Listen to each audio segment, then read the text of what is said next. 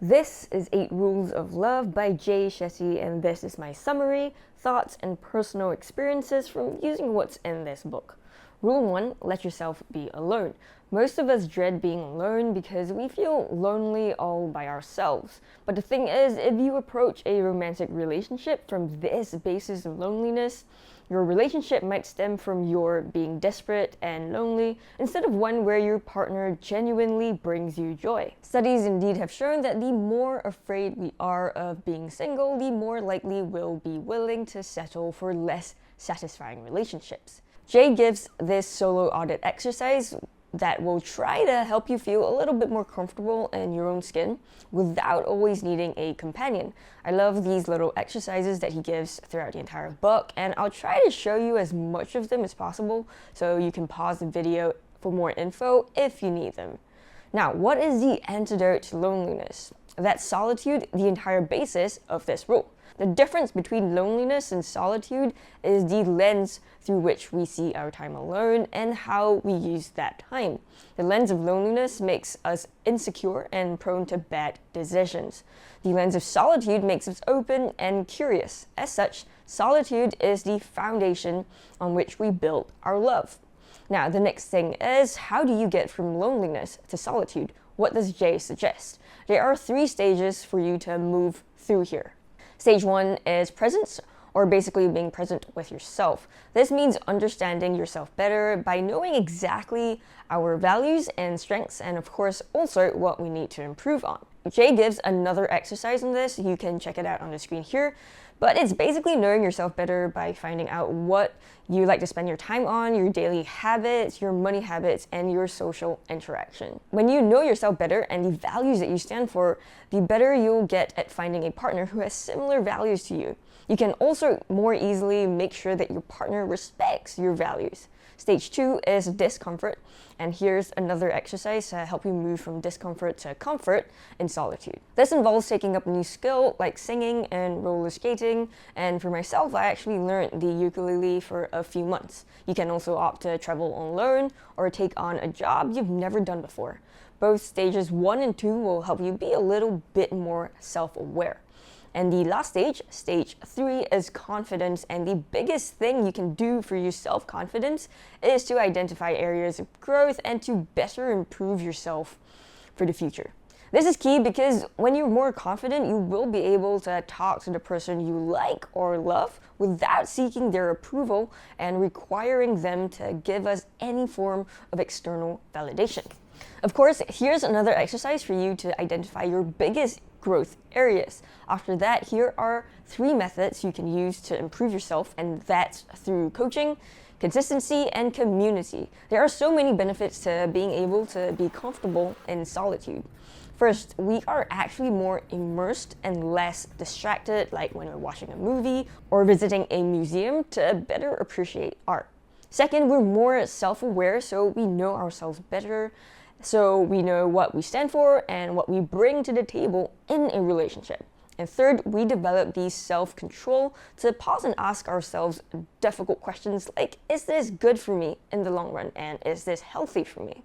And we also develop the patience to answer these questions before rushing into, relationships and stuff. I mean, of course, there are loads of other benefits, but here's just a short gist of what's in the book. And this is actually just to argue that yes, solitude is good for yourself, and as cheesy as it sounds, loving and knowing yourself is actually the basis for a healthy relationship with your partner. And this is the entire mental framework for Rule 1. Pause the video anytime to take a better look at it. And with that, let's move on to Rule 2. Don't ignore your karma. Karma is the law of cause and effect, where every action from you produces a reaction that rises from the action. People think that karma means that if you do something bad, bad things in general will happen to you, but Jay says no, it's not like that. Karma is things like if you lie to your partner about something, and then your partner finds out and gets really angry at you, that's karma. Cause and effect. Action and reaction. This is what the karma cycle looks like. When we're born, choices are made for us, but we do absorb the info of these choices, and this forms an impression. An example of this is putting in your milk into your cereal bowl and then adding cereal. As you get older, you find out that, wait, your friends put cereal in first and then add milk? But since you're an adult now, you have a choice. Do you stick with the impression you had as a child, what your parents taught you, or do you form a new impression? To do so, you must weigh the consequences of each impression. If you're happy with your old impression, stick with it. If you're unhappy, go find a new impression. If you're happy with your new impression, stick with it. And if you're unhappy with your new impression, find a new one or go back to your old impression. This is the karmic cycle, and Jay explains it a lot better than I do, so here's the karmic cycle from his book. Impressions and this karmic cycle are especially important when it comes to relationships. Let's say your parents argued a lot when you were young, and their relationship felt very volatile and very unstable. And as a child, you might have hated that volatility, forming an impression that, hey, I don't want my future relationships to be like this. As such, you may overcompensate and sweep issues like under the rug, choosing to ignore arguments and problems instead of fleshing them out with your partner. This may not be the best way to deal with the situation, and discovering what impressions you had in the first place will allow you to reflect and see how you can improve on the situation, and whether any newer impressions might be better for you. Jay gives this exercise on unearthing the impressions you had when you were younger, which has been very helpful if you do take the time to actually go through it. Jay also goes on after this to list 3 main sources of our impressions. 1, our parents. 2, media influences. And 3, our first experiences of love. So first, parental gifts and gaps. If there is a gap in how our parents raised us, we look to others to fill it. For example, if you never felt validated by your parents, you may look for validation elsewhere, like your peers or others, and perhaps you never ever felt satisfied. And if there is a gift in how our parents raised us, we look to others to fill it. So if our parents gave us nothing but love, we may hold our future partner to that impossible standard. Both these gifts and gaps can be good and bad, like what you saw from the examples that I just stole from Jay's book. So now we need to dig a little deeper into ourselves to identify the gifts and gaps in our parental relationship in the form of memories, expectations, modeling, and emotional support. I'll leave the pages here for you to check out and go through the exercise. Although I think parental gifts and gaps is probably the most important exercise to go through, and it actually uncovers a lot if you go through it. There are still 2 more big influences, although I think a little bit less significant than the parents. And let's get into the next one, which is media. Movies and media usually set an impossible standard about love and relationships, and it often makes us feel inadequate when our own real-life relationships don't add up. I think the most important thing here is to just understand that movies are often completely fictional, mostly fictional. And take it from me, even if you're in the relationship with the perfect person, it's going to be far from perfect. You're still going to have arguments, you're still going to have off days, and that is normal, that is real life. The next influence is from your experiences of first love, and Jay lists 5 different types of people that we date and the karmic lessons from each one. First, we've got the rebel. Being attracted to someone who bucks the system isn't always a mistake, but if you keep hoping adventure and excitement will give way to the more boring but good stuff in marriage, like loyalty and responsibility, you should try to learn from this. Next, we've got the chase. You know, someone who is hot and cold. Think carefully here. Do you genuinely want someone who is as low maintenance and unavailable as you are, or are you just drawn to the thrill of the chase? Studies have shown that barriers do intensify feelings of romantic love, so it could literally just be the thrill of the chase and not that you actually like what the person's like. After that, we've got the project or someone who needs fixing. In the short term, this may play to your nurturing side and make you feel more in control. But in the long term, if the person you're with refuses to change, you may end up bitter, drained, and resentful. Then we've got the F-boy, and we all know what that means. Staying with someone just for sex can be fun, but know that sex releases a hormone called oxytocin, which makes you feel like you're in love when you're actually not, and this can cloud your judgment in the long run. Finally, we've got the opulent one, and this means that they have at least one or more opulences like intelligence, fame, wealth, beauty, status, and so on. Being attracted to your partner for any of these isn't exactly a terrible place to start, but it's a downright terrible place to end.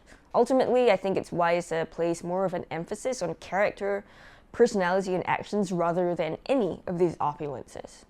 So these are the main sources of impressions that we may have formed in our lives since childhood, and it helps to be aware of what impressions we have that negatively impact our actions today. And with that, we move on to rule 3, and that's define love before you think it, feel it, and say it. I love you, the term I love you, has many different definitions. On one extreme, we have a high pressure, high commitment, romantic, I want to spend the rest of my life with you, kind of I love you. On the other extreme, we have a low stakes, no commitment, I just want to spend the night with you, but only this night, kind of I love you. And in between, we have loads of different definitions too. Now, before we decide that we're in love, we need to know exactly what that means to us. Jay has this 4-phase process of love, which is all part of the journey of love. Each one of us may be in different phases, and that leads to each of us having a different definition of love. In this phase, when you first meet someone or see their profile on a dating site, we feel a surge of hope, belief, passion, and intrigue. Why? Because of the chemicals that are dropping into our brain at this moment. Chemicals like dopamine and serotonin, both of which are kind of like feel-good hormones, allow us to feel amazing during this phase, but we should be careful not to think that this is all that love is. Instead, time, on the other hand, after these chemicals fade, helps you better understand whether what you're feeling is actually truly love or not. In this phase, Jay proposes a 3-date rule, which is usually enough time to determine if you and your potential partner are a good match together. During these 3 dates, you'll focus on uncovering 3 different areas of your potential partner. Date 1, find out whether you like their personality and vice versa. Date 2, find out whether you respect their values. And date 3, find out whether you would like to help them achieve their goals. For the first date, instead of only small talk like favorite movies or travel plans, focus on slightly deeper areas. Here are the questions that Jay suggests that you ask. What's something you love to do? Do you have a favorite place? Is there a book or movie you've read or seen more than once? What is occupying your thoughts most at the moment? What's something you wish you knew more about? What's the best meal you've ever had? These aren't basic questions like places and food. They actually open up a bigger conversation about how these things are truly special to the other person. For the second date, here are the questions. They're deep but not overly intense or overwhelming. Who's the most fascinating person you've met? What's the most out-of-character thing you've ever done and would like to do? Have you ever had a big plot twist in your life? And the questions for the third date are on the opposite page. Again, not too overwhelming. Do you have a dream you'd like to fulfill one day? What would you like to change about your life? After these 3 dates, if you find out you like their personality, respect their values, and want to help them pursue their goals, this is where attraction becomes dreams, and that's our next phase. In this phase, be aware of false and unrealistic expectations. Everyone is not perfect.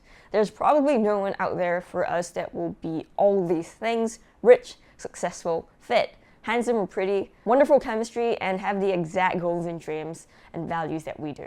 Instead of chasing an unrealistic dream, spend time getting to know the other person and building your connection by using rhythms and routines. Here's an example of a social calendar for the weekend. It's good to spend some time together and with shared friends as well, but you also need the time and space to decompress and reflect. You can do these on the days that you're alone or with just your friends, not shared friends. Next phase, phase 3, is struggle and growth. Here you will find that there are differences and disappointments. There will be bigger differences like finances and family, or smaller differences like snoring, showering, and punctuality. It is your job here to determine whether these are deal breakers and to break up, or whether these are differences that you want to work through with the other person. If it's the latter, we move on to phase 4, trust.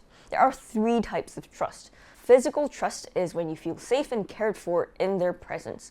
Mental trust is when you trust their mind, their ideas, and thoughtfulness. You may not agree with every decision they make, but you trust the way they make decisions. And emotional trust is when you trust their values and who they are as a human being. Do they treat you well? Are they supportive? Trust is built up over time through actions and words. So it's more than all right if you don't trust them 100% on all these 3 different areas of trust. That's normal. It's actually not all right to trust someone 100% right away just because they're nice to you. So when it comes to defining love, this is what the rough mental framework is like. Now let's move on to rule 4. Your partner is your guru. This isn't what it sounds like. The first point Jay makes here is that relationships are for growth. Both you and your partner are both gurus and both students. You learn with each other, from each other, and through each other, and you grow together. Now, the next point in this rule is how to become a better guru. What is a guru? That's someone who offers guidance without judgment, wisdom without ego, and love without expectations. And how do each of us become better gurus? First, do not lead, but instead serve. The point here is not to command, demand, or force your partner to do anything or be a certain way. Instead of saying, hey, you should do this, a guru would say, hey, I'd love to share this idea with you, or have you thought about it this way instead? And when your partner sees that you aren't trying to control or assert authority over them, they will trust you more and be more confident in your choices. Second, set a good example. If you want your partner to exercise more or spend less, then you should try to set a good example first by doing these very things or restraining yourself, whichever one is applicable here. A guru would never ask the student to do something that they're not comfortable doing themselves, and of course, they lead by example. Third, support their goals, not yours. Take pride in noticing your partner's potential and urge them to fulfill their goals, but don't impose your vision of what you think they should do. If your partner wants to start exercising more, you can find an app or a gym where they can begin doing so, and you can ask them, hey, how can I help you? But don't tell them how often they should do it or what they should expect from it. Let them form their own vision of how they want to do it themselves. Fourth, guide them to learn in their own way. There are 4 main learning styles: hearing, vision, thought, and motion. For example, if your partner hates reading because they're an audio and not a visual learner, then perhaps you can suggest podcasts. Lastly, and I think the most importantly, don't criticize, judge, or abuse. Instead, deliver what Jay calls a love sandwich, which is a piece of constructive criticism between 2 tasty slices of positive feedback. This will make your partner much more receptive to what you have to say. Here are some great examples that he gives in the book. On the left, we have harsh criticism, and on the right, we have what he recommends he says instead. Honestly, I kind of feel like the suggestions on the right are a little bit too soft and doesn't quite make as good a point as possible, but I do truly believe that we shouldn't be saying anything on the left. I would usually go for somewhere in the middle, more towards the right, of course. Now, how do we become a better student? First, be open-minded and curious. This means that when your partner makes suggestions inviting you to explore new ground or ideas, you are receptive to them. Even if your partner offers you bad advice, avoid the temptation to just dismiss it right off the bat. Instead, explore that possibility together by asking them sincere and genuine questions. Second, to ask the right questions, you don't just need intelligence, you need humility as well. What Jay means here isn't to beat yourself down and your weaknesses. What he means here is to recognize your partner's expertise and their knowledge instead. It could be anything, even as something as simple as writing thoughtful thank you notes. Third, be a good translator. There are 3 steps to responding effectively when your partner shares an issue that they have with you. First, echo what they said, then say what you heard, explaining it back to them in your own words. Finally, when you're sure that you both understand the issue at hand, tell them how you feel. This really helps to minimize miscommunication. Honestly, I'm kind of terrible at that myself because I often jump to conclusions. So this exercise on the next page really helps. I do recommend taking the time to pause the video and read through it. Fourth, appreciate the guru or your partner in this case. We don't often stop to thank our partners for their constant presence, their willingness to help, and the small things that they do. Taking time to do this forms a nice feedback loop. because they feel grateful for your appreciation and are inspired or motivated to continue these actions in your relationship together. Lastly, your guru is not your God. Remember to maintain your sense of self, personality, values, goals, hobbies, social circles, and all the fundamentally important things in life. Just because you learn from your partner or your guru doesn't mean that you eventually become them and stop learning from everyone else. In fact, at this point, your guru is not your God. It's so important that it's kind of elaborated in full in the next rule. Rule 5, your purpose comes first. Your purpose is the intersection of passion, expertise, and service. Your purpose doesn't have to be your job, and it doesn't have to dominate your life. It could be anything like your hobby, volunteering, parenting, or church. Anything at all. The most important thing to take away here is that your purpose has to come first for you, and your partner's purpose has to come first for them. You may think that putting the other person first is a sign of love and sacrifice, but it's not. More likely, it'll lead to resentment and regret years down the road. If you want to truly love someone and give them your best self, then obviously you have to be your best self, and that comes by putting your purpose first. Now, how exactly do we put our purpose first?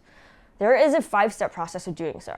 First, we have to spend time learning about your passion, and Jay gives a 2-page exercise here on how exactly to do that. Take the time to read it, identify your passions, strengths, and see how they intersect. Jay's favorite way to learn is to look for mentors to ask questions. Alternatively, if you can't find people in your field, look to the greats in books, YouTube, TED Talks, and podcasts. The next 2 pages here go through this process in much more detail. The second step in putting our purpose first is to experiment.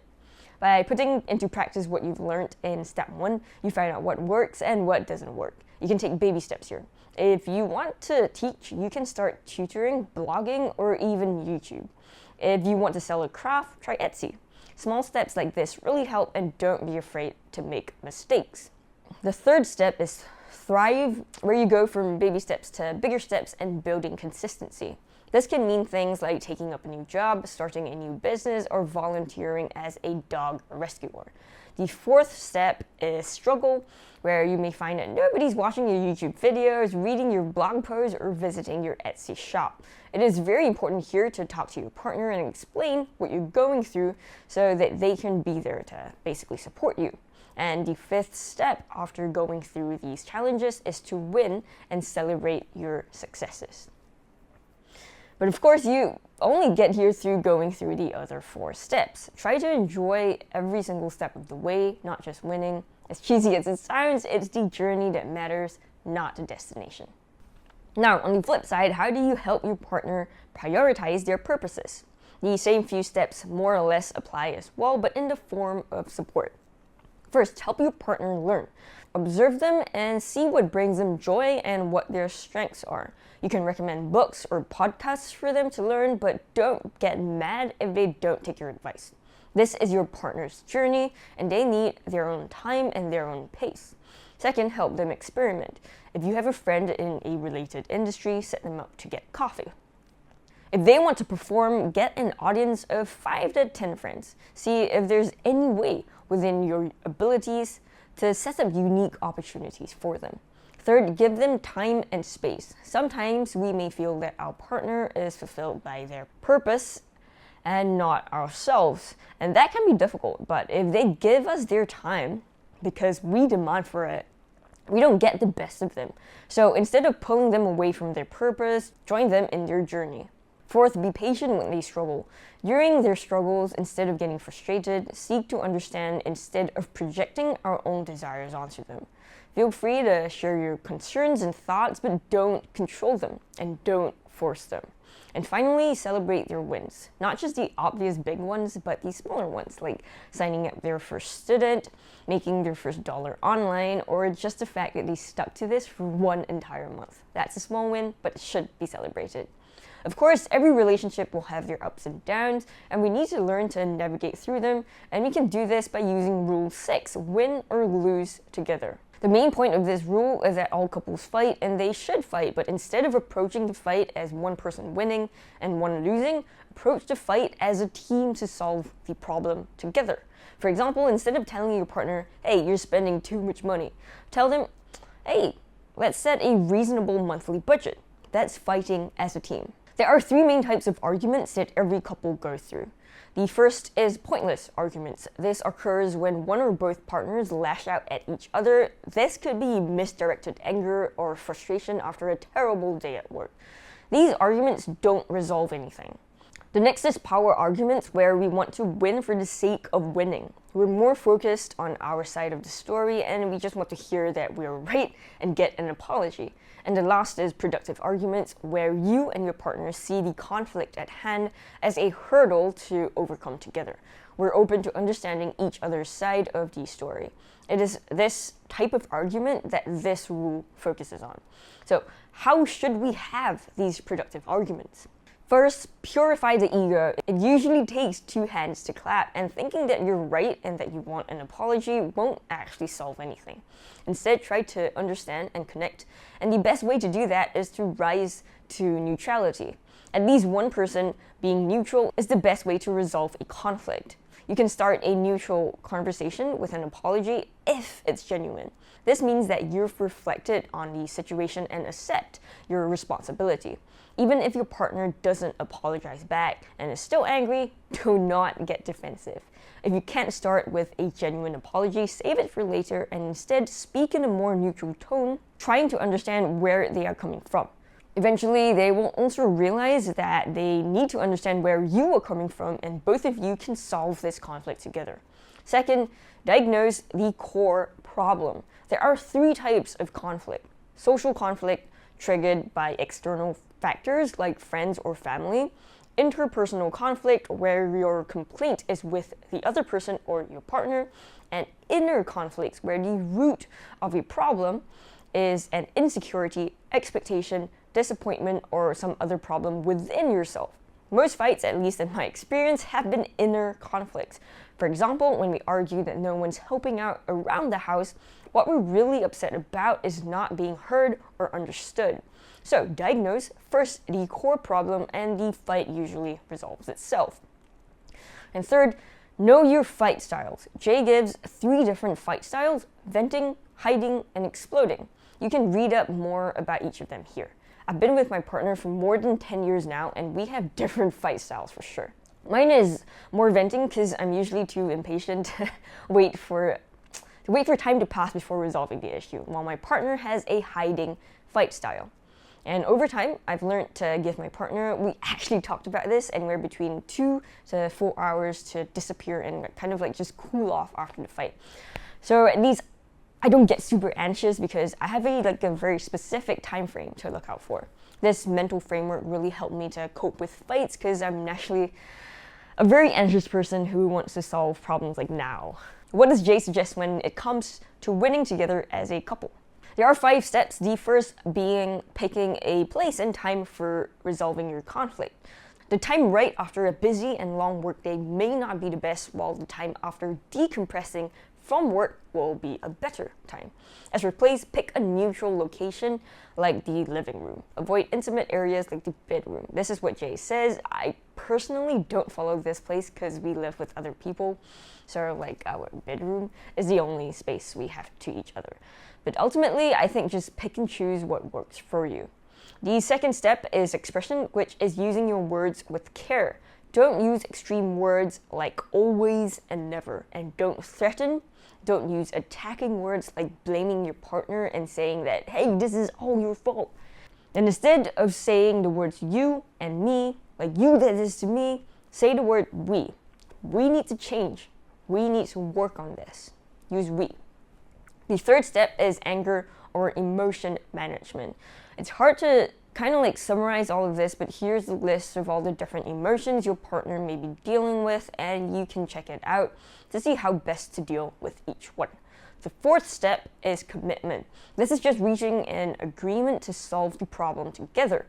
If you need outside help to find a solution, an objective third party like a counselor or a therapist might help. And finally, we have evolution. We take responsibility for our part in the issue and acknowledge our mistakes by apologizing. There are 3 steps to a real apology. First, acceptance, where the apologizer feels true regret for their behavior or mistake and how their actions affected the other person. Next, articulation, where the apologizer needs to communicate their understanding and regret with a clear expression of the challenges and emotions involved. Here's an example that I think will work. For example, I recognize that when you're stressed, it's not useful for me to remind you of what you still have to do. I'm sorry. Instead, I'm going to support you. Lastly, action, we honor our commitment to avoid the same mistake again. Sometimes though, sadly, our relationships might have some deal breakers leading to breakups, and that leads us to rule 7, you don't break in a breakup. There are a few main reasons that couples break up, like abuse, infidelity, and loss of interest and intimacy. The first 2 are big issues, but the third one can kind of be resolved if you want to. There are a few main ways to nurture intimacy, like by entertainment, experiences, and experiments, and education. I think all of these are fairly self-explanatory, so I'll just give you a few quick examples of what I personally do for these myself. For entertainment, my partner really likes to play mobile games, so one game we started playing together about 6 months ago is Monopoly Go. It's actually quite fun being able to trade stickers and complete albums together, and we also win tournaments together by teaming up. Mobile gaming isn't really my thing, but it's kind of nice to have a shared game to play together a little bit every day. For experiences, thankfully, we both like to travel, so we do that relatively often. I think perhaps we spend 4 weeks of every year traveling together, in between our full-time jobs, of course. Jay also recommends travel for experiences, and he actually takes time off every month to do a short getaway with his wife. And for education, my partner and I very recently started our travel YouTube channel thing. But of course, there's no expectations that it's going to go anywhere anytime soon. We don't travel full time, but it's nice to have a project to work on together. And now we actually watch travel YouTube videos together to kind of improve our skills. I do believe that it could go somewhere in the very far future, so that additional layer of hope for both of us really helps our growth as a couple for the future. But apart from all of this, honestly, the thing I recommend most to nurturing intimacy is to have a mindset shift when it comes to love. Many years ago, when I was in my early 20s, I used to think that love is just a feeling, until I heard Thomas Frank mention in one of his videos a few years ago that love isn't a feeling, it's a choice. And this has completely changed my entire mindset about love. I've been with my partner for more than 10 years now, so that, butterflies in your stomach feeling, it's gonna disappear eventually. But we know now that love is a choice, so we always spend every day checking in with each other and loving in the way that each other likes to be loved. It's the everyday, constant daily effort that really counts in the end. Moving along, if your relationship has serious cracks, you can choose to either elevate or grow with your partner, or to break up. Let's start with the first option. First, there may be something intolerable about your partner, like if they expect you to be a stay-at-home parent, but you want to work. The question to ask yourself here is, can you deal with some discomfort to work through this issue? If the answer is no, there's no way you can live with this no matter what, then you simply don't care enough for this person to work it out. Next, the first step in the journey is to acknowledge that there might be some way of dealing with the issue, like making the issue more tolerable. After that comes understanding the reason for the issue. In the example above, perhaps your partner feels like both their parents worked and he felt neglected at home. In this case, you can now develop compassion and understanding for why they insist on what they did, even if you don't necessarily agree. Then you can help them heal. Then we've got acceptance, which means fully accepting the difference between you and your partner, supporting them on their journey, or coming to a solution or compromise that kind of works for both parties. And lastly, we've got appreciation, which could be digging deeper and coming up with a new perspective. For example, my partner sometimes loves to deliberately say things that annoy me. It took me a while to realize why, but it was because my partner just wanted my attention. and thought that this was the best way to get it to annoy me. So nowadays, by understanding the reason behind it, which is full of love rather than like spite, I get much less annoyed. Now, if you decide not to elevate the relationship, then we have to try and perfect the breakup. If you're the one doing the breaking up, set a deadline and don't draw it out. Also, be gentle with your emotions, but at the same time clear about why the breakup needs to happen. And finally, make it a clean break and like cut off contact completely, and this allows the wounds to heal faster. If your partner breaks up with you, remember that the person who hurt you can't help you heal. You have to set them free instead. You can ask them questions, but don't force them to stay if they've already been checked out. And most importantly, don't wait for an apology. Closure is something you give yourself, and that's why Jay has an exercise here on these 2 pages to help you with that. After the breakup, here is what you must do. Redefine your value and set your own worth. Don't let the person who broke up with you devalue you. Also, separate the mind and intellect. The mind plays tricks to help yourself feel less lonely, while your intellect is more rational. If a self-deprecating thought, like "I'm not enough," enters your mind, ask yourself, is this a useful thought? Will this help me to move forward? And wait to date. Remember that solitude is good for you. Finally, we have Rule 8, love again and again. This rule isn't related to romantic relationships. It's more about the relationship between us and everything around us. Basically, the premise is that the more love you give, the more love you will experience in return. To be honest, I didn't really focus on this part at all when I was reading this book, so here's a very quick breakdown on it. Outside of just your partner, also extend love to your family and friends. Do so by understanding them, believing in them, accepting them just the way they are, and appreciating not just the big but the small things they do for you. Next, extend love to your colleagues by showing interest in their lives and work, giving them support when they need them, checking in with them, and thanking them for their hard work. Then look to join communities like book clubs or religious institutions, amongst many other things. After that, smile at strangers to kind of like signal even just a little bit of social connection. Give resources to organizations in the form of money, time, or skills, and connect to the earth by visiting national parks or just being inspired by the outdoors. And that is the 8 rules of love. If you enjoyed this video, please check out another video on the screen here where I plan to read other books on like relationships and compile what I know into one video. It's not ready yet because it'll take some time for me to get all the reading done, but until then, keep on reading.